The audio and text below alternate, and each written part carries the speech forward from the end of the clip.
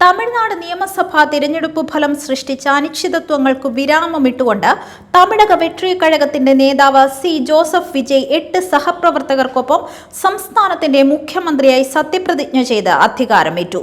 കേരളത്തിനു പുറമെ അടുത്തയിടെ തമിഴ്നാടിന്റെ കൂടി ഗവർണറായി അധികാരമേറ്റ രാജേന്ദ്ര വിശ്വനാഥ് അർലേക്കറുടെ ഭരണഘടനയ്ക്കും കീഴ്വഴക്കങ്ങൾക്കും രാഷ്ട്രീയ ധാർമ്മികതയ്ക്കും വിരുദ്ധമായ ഇടപെടലുകൾക്കും തടസ്സവാദങ്ങൾക്കും ഒടുവിൽ 121 MLA-മാരുടെ പിന്തുണ ഗവർണർക്ക് രേഖാമൂലം സമർപ്പിച്ചതിനെ തുടർന്നാണ് സത്യപ്രതിജ്ഞാ ചടങ്ങ് സാധ്യമായത്. TVK സർക്കാരിന് പിന്തുണ നൽകിയ CPI, CPIM, വിടുതലൈ ചിരുതൈകൾ കക്ഷി, ഇന്ത്യൻ യൂണിയൻ, മുസ്ലിം ലീഗ്, കോൺഗ്രസ് എന്നീ പാർട്ടികളിൽപ്പെട്ട 13 MLA-മാരുടെ പിന്തുണയോടെയാണ് TVK സർക്കാരിന് ഭൂരിപക്ഷം ഉറപ്പിക്കാനായത്. അവയിൽ കോൺഗ്രസ് ഒഴിച്ചുള്ള കക്ഷികളെല്ലാം തിരഞ്ഞെടുപ്പിൽ തങ്ങൾ മത്സരിച്ച് വിജയിച്ച DMK-യുടെ നേതൃത്വത്തിലുള്ള മതനിരപേക്ഷ പുരോഗമന മുന്നണിയിലെ പങ്കാളിത്തം നിലനിർത്തിക്കൊണ്ടാണ് TVK സർക്കാരിന് പിന്തുണ പ്രഖ്യാപിച്ചത്. കോൺഗ്രസ് കേവല രാഷ്ട്രീയ ധാർമ്മികതയുടെയോ സാമാന്യ മര്യാദയോ പാലിക്കാതെ ഏകപക്ഷീയമായി TVK-ക്ക് പിന്തുണ പ്രഖ്യാപിക്കുകയായിരുന്നു. CPI ഉൾപ്പെടെയുള്ള ഇടതു പാർട്ടികൾ BJP-യുമായി മുന്നണിയുണ്ടാക്കി തിരഞ്ഞെടുപ്പിൽ മത്സരിച്ച AIADMK, ഒരു വിഭാഗം DMK MLA-മാരുടെ പിന്തുണയോടെ അധികാരം കൈയാളാനുള്ള നീക്കത്തിന് തടയിടുക എന്ന ലക്ഷ്യത്തോടെയാണ് TVK സർക്കാരിന് പുറത്തുനിന്നും പിന്തുണ നൽകാൻ തീരുമാനിച്ചത്. വലിയൊരു ആരാധക സമ്പത്തിന്റെ ഉടമയായ വിജയുടെ പാർട്ടി ദ്രാവിഡ പാർട്ടികൾ കഴിഞ്ഞ 59 വർഷങ്ങളായി തുടർച്ചയായി മാറി മാറി ഭരണം നടത്തിയിരുന്നിടത്താണ് തന്റെ താരപരിവേഷത്തിന്റെയും സിനിമാ സ്റ്റൈൽ പ്രചരണത്തിന്റെയും പ്രഖ്യാപനങ്ങളുടെയും പിൻബലത്തിൽ തിരഞ്ഞെടുപ്പിൽ ഏറ്റവും വലിയ നിയമസഭാ കക്ഷിയായി മാറിയത്. രാഷ്ട്രീയ സാമ്പത്തിക പ്രത്യയശാസ്ത്ര അവ്യക്തത തുടരുമ്പോഴും പ്രചാരണ വേളയിലും തുടർന്നും മതനിരപേക്ഷതയും അഴിമതിക്കെതിരായ നിലപാടും അധസ്ഥിത ദരിദ്ര ജനവിഭാഗങ്ങളോടുള്ള പ്രതിബദ്ധതയും ഉയർത്തിപ്പിടിക്കുമെന്ന വിജയുടെ വാഗ്ദാനം തമിഴ്നാട്ടിലെ തിരഞ്ഞെടുപ്പാനന്തര രാഷ്ട്രീയ സാഹചര്യത്തിൽ TVK-ക്ക് അനുകൂലമായി തീരുമാനമെടുക്കാൻ CPI അടക്കം ഇടതു പാർട്ടികൾക്ക് പ്രേരകമായി. അധികാരം കൈവിട്ടു പോകുമെന്ന സാഹചര്യത്തിൽ AIADMK-ക്കൊപ്പം അവസരവാദപരമായ കൂട്ടുകെട്ടിന് DMK-യിലെ ഒരു വിഭാഗം മുതിർന്നത് MK സ്റ്റാലിനെ സമ്മർദ്ദത്തിലാക്കിയിരുന്നു. പ്രധാനമന്ത്രിയും അമിത്ഷായും അടക്കം രംഗത്തിറങ്ങുകയും വലിയ അവകാശവാദങ്ങൾ നടത്തുകയും മറ്റും ചെയ്തിട്ടും BJP-ക്ക് നേട്ടമുണ്ടാക്കാൻ പോയിട്ട് നില മെച്ചപ്പെടുത്താൻ പോലും കഴിഞ്ഞില്ല.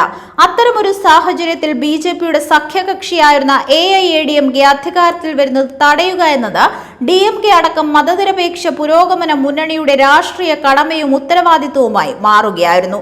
അധികാരത്തിന്റെ അടുത്തെത്താൻ കഴിഞ്ഞിടത്തെല്ലാം അതിന് തങ്ങളെ സഹായിച്ചവരെ അപ്പാടെ അട്ടിമറിച്ച് അധികാരം കൈയാളാനും അതിന്മേൽ പിടിമുറുക്കാനുമുള്ള BJP-യുടെ രാഷ്ട്രീയ കുതന്ത്രങ്ങളുടെ പശ്ചാത്തലത്തിൽ അവരെ അധികാരത്തിൽ വരുന്നതിൽ നിന്നും തടയുക ജനാധിപത്യ മതനിരപേക്ഷ പുരോഗമന രാഷ്ട്രീയത്തിന്റെ അനിവാര്യതയാണ്.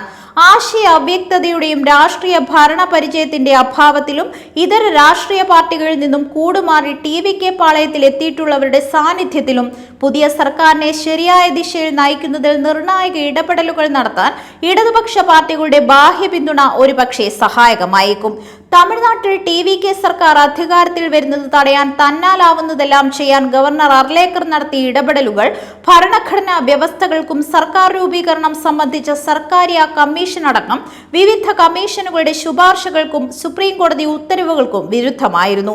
തിരഞ്ഞെടുപ്പിൽ മത്സരിച്ച് ഏറ്റവും അധികം സീറ്റുകൾ നേടുന്ന മുന്നണിയെയോ അതിന്റെ അഭാവത്തിൽ ഏറ്റവും അധികം സീറ്റുകൾ നേടുന്ന പാർട്ടിയെയോ സർക്കാർ രൂപീകരണത്തിനായി ക്ഷണിക്കണമെന്ന വ്യവസ്ഥയ്ക്കും കീഴ്വഴക്കങ്ങൾക്കും വിരുദ്ധമായി അവകാശവാദം ഉന്നയിച്ച പാർട്ടിയോട് പിന്തുണയ്ക്കുന്ന പാർട്ടികളുടെ ഒപ്പോടുകൂടിയ കത്ത് ആവശ്യപ്പെട്ട ഗവർണറുടെ നടപടി ജനാധിപത്യ വിരുദ്ധവും ധിക്കാരപരവുമായിരുന്നു.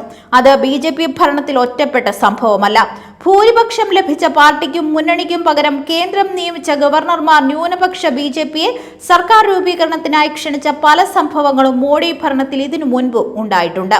ഭരണഘടനാ തത്വങ്ങൾക്ക് അനുസൃതമായി രൂപീകരിക്കപ്പെട്ട ന്യൂനപക്ഷ സർക്കാരുകൾ പുറത്തുനിന്നുള്ള പിന്തുണയോടെ അധികാരത്തിൽ വന്നതും അധികാരത്തിൽ തുടർന്നതുമായ സംഭവങ്ങൾ കേന്ദ്രത്തിലും സംസ്ഥാനങ്ങളിലും ഉണ്ടായിട്ടുള്ള അനുഭവങ്ങളും ഇന്ത്യയുടെ രാഷ്ട്രീയ ചരിത്രത്തിലുണ്ട്.